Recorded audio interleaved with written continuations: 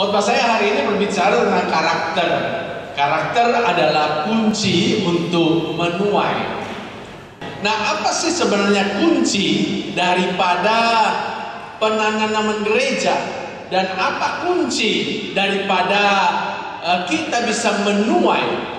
Kita bisa punya banyak program, kita bisa punya banyak kegiatan, tapi menurut saya di balik semuanya itu ada satu hal yang sangat penting supaya kita bisa berhasil menuntaskan amanat agung dan menanam gereja dengan berhasil, yaitu karakter dari diri kita sendiri. Sebab kalau kita tidak punya karakter yang baik, maka kita akan sulit sekali memenangkan jiwa. Kita akan sulit sekali untuk bisa menanam gereja baru. Atau kalau kita karakternya buruk, maka nanti pasti hasil penuaiannya akan menjadi negatif, akan mengalami kehancuran.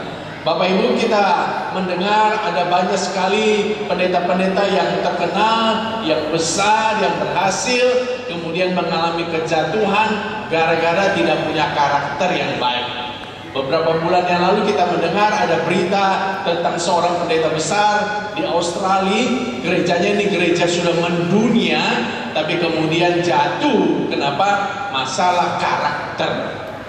Dan ada juga saudara pendeta yang sama ini, cabangnya di New York, juga gembalanya. Itu gembalanya ini teman baiknya Justin Bieber, penyanyi terkenal yang membaptis, dan Justin Bieber juga mengalami kejatuhan gara-gara karakter lagi, saudara-saudara. Dan mungkin saudara berpikir, kalau pendeta jatuh apakah akan membawa dampak kepada pertumbuhan gereja? Iya, betul. Pasti akan membawa dampak kepada pertumbuhan gereja. Contohnya adalah seorang pendeta muda beberapa tahun yang lalu yang sangat dipakai Tuhan, namanya Robert Lightden. Ini pendeta yang luar biasa, masih muda. Ini menjadi pendeta dunia, tapi kemudian jatuh juga di dalam dosa homoseks gara-gara karakter yang buruk. Dan saudara tahu, diadakan penelitian ketika Robert Lightden jatuh, maka 2/3 dari pengikutnya itu akhirnya kecewa dan meninggalkan Tuhan. Dahsyat sekali saudaraku, kehancuran kalau seorang pemimpin itu mengalami kejatuhan. Itulah sebabnya kita semuanya nih harus benar-benar menjaga diri kita dan membuat diri kita terus bertumbuh di dalam karakter seperti Kristus. Katakan amin. Kasih tepuk tangan bagi Tuhan Yesus. Coba kita membaca satu ayat dari Roma 8 ayat 29. Roma 8 ayat 29. Sebab semua orang yang dipilihnya dari semula, mereka juga ditentukannya dari semula untuk menjadi serupa dengan gambaran anaknya, supaya ia, anaknya itu, menjadi yang sulung di antara banyak saudara. Alkitab berkata, kita yang telah dipilihnya dari semula, kita juga ditentukannya dari semula untuk apa, saudara-saudaraku? Menjadi serupa dengan gambaran Kristus, atau seringkali kita sebut menjadi serupa dengan Kristus. Nah, apa sih yang dimaksud dengan menjadi serupa dengan Kristus? Saudara, bukan pertama-tama tentang karunia-Nya, kuasanya, tapi ini lebih banyak berbicara tentang karakternya. Cuma sayang ada banyak sekali hamba Tuhan yang berpikir menjadi serupa dengan Kristus itu adalah karunia-Nya, kuasanya, melakukan pekerjaan-pekerjaan besar seperti Kristus. Makanya ada banyak pendeta berdoa, berpuasa supaya apa? Supaya diurapi Tuhan, supaya punya karunia banyak, supaya kalau doa buat orang sakit sembuh, supaya bisa melakukan perkara-perkara besar seperti Kristus membangkitkan orang mati. Nah, saudara-saudara, itu memang baik, tapi saya mau bilang itu bukan bunyi ayat ini. Bunyi ayat ini adalah menjadi serupa dengan gambaran arahnya dalam hal karakter, bukan dalam hal kuasa. Karena itu Bapak Ibu, kita perlu membangun karakter kita, karena karakter itu yang sangat menentukan keberhasilan pelayanan kita. Apakah pelayanan kita ini bisa memberkati orang atau menyantum orang. Apakah pelayanan kita ini bisa memperkenan di hadapan Tuhan, atau malah kita ini dihardik di hadapan Tuhan? Karakter sangat penting. Nah, apa sih karakter itu? Ada seorang pendeta besar namanya Moody berkata, karakter itu adalah waktu kita sedang berada seorang diri. Itulah kita waktu seorang diri. Itu karakter. Jadi karakter itu tidak bicara tentang ketika banyak orang. Kalau banyak orang seperti ini, kita selalu berusaha menampilkan hal yang baik. Betul tidak? Karena kita ini ingin supaya orang terkesan dengan kita. Makanya banyak kali kita ini kalau berada di depan banyak orang atau depan jemaat, kita ini suka pakai topeng. Ya. Topeng, kita jadi ramah, jadi penuh kasih di depan banyak orang. Tapi waktu kita seorang diri, disitulah dilihat karakter kita. Waktu kita sedang ada di rumah, disitulah dilihat karakter kita. Makanya ada pendeta, kalau di rumah itu kayak setan, tapi kalau di gereja kayak Yesus. Kalau di gereja ramah sekali, shalom, semuanya diperhatikan, istri orang dia perhatikan.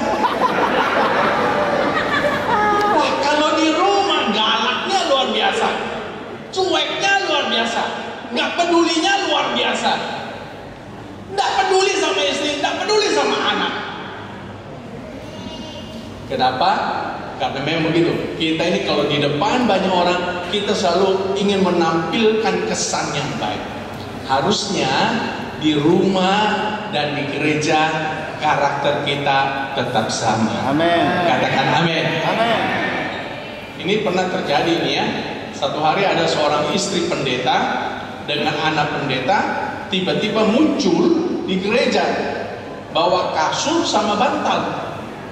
Pak pendeta ini kaget. Loh, kenapa kamu ini bawa kasur sama bantal datang ke gereja? Lalu ibu gembala bilang begini, iya, kami ini mau tinggal di gereja saja. Kami mau pindah tinggal di gereja saja. Loh, emang kenapa kamu mau tinggal di gereja? Kan kita punya rumah sendiri. Lalu ibu pendeta bilang, iya, soalnya kalau di gereja aku lihat papi ini kayak Tuhan Yesus, kayak Nabi. Tapi kalau di rumah kayak setan. Makanya aku lebih baik pindah di gereja saja. Bapak, jangan sampai nanti satu hari istrimu sama anakmu bawa kasur mau pindah di gereja. Jadi mari kita ini harus bisa memiliki karakter yang baik, karakter yang seperti Kristus. Karena ini akan mempengaruhi pelayanan kita, akan mempengaruhi hasil penuaian kita, akan mempengaruhi keberhasilan pelayanan di hadapan Tuhan. Dan saya percaya semua kita ini ingin menjadi gembala-gembala yang berkenan di hati Tuhan. Kasih tepuk tangan bagi Tuhan. Dan saya mau bilang sama saudara, merubah diri kita itu tidak mudah, tapi bukan hal yang mustahil, asal kita mau. Masalahnya seringkali kita tidak mau merubah diri kita. Kita tidak mau mentransformasi diri kita. Kita lebih senang mentransformasi gereja, mentransformasi kota, mentransformasi dunia. Padahal sebenarnya kalau kita mau mentransformasi gereja, mentransformasi kota, mentransformasi dunia, kuncinya kita harus mentransformasi diri kita dulu. Mother Teresa berkata begini, ada banyak orang ingin mengubah dunia, tapi mereka tidak bisa merubah diri mereka sendiri. Dan kita tidak akan bisa mengubah dunia sebelum kita mengubah diri kita sendiri.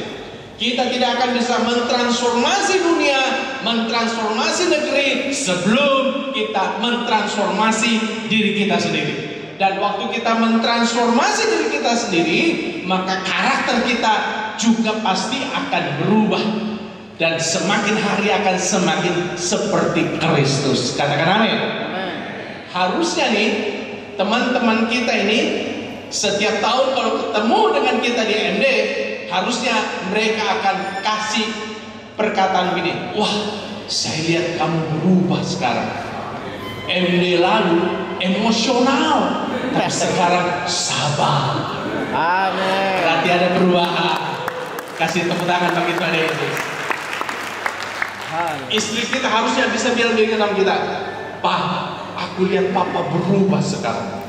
3 tahun lalu Papa ini mata duitan, mata keranjang, tapi sekarang Papa ini sudah tulus, suci, kudus di hadapan Tuhan.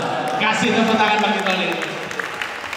Dan perubahan itu kelihatan nyata, orang bisa melihatnya dan bisa terjadi dalam hidup kita.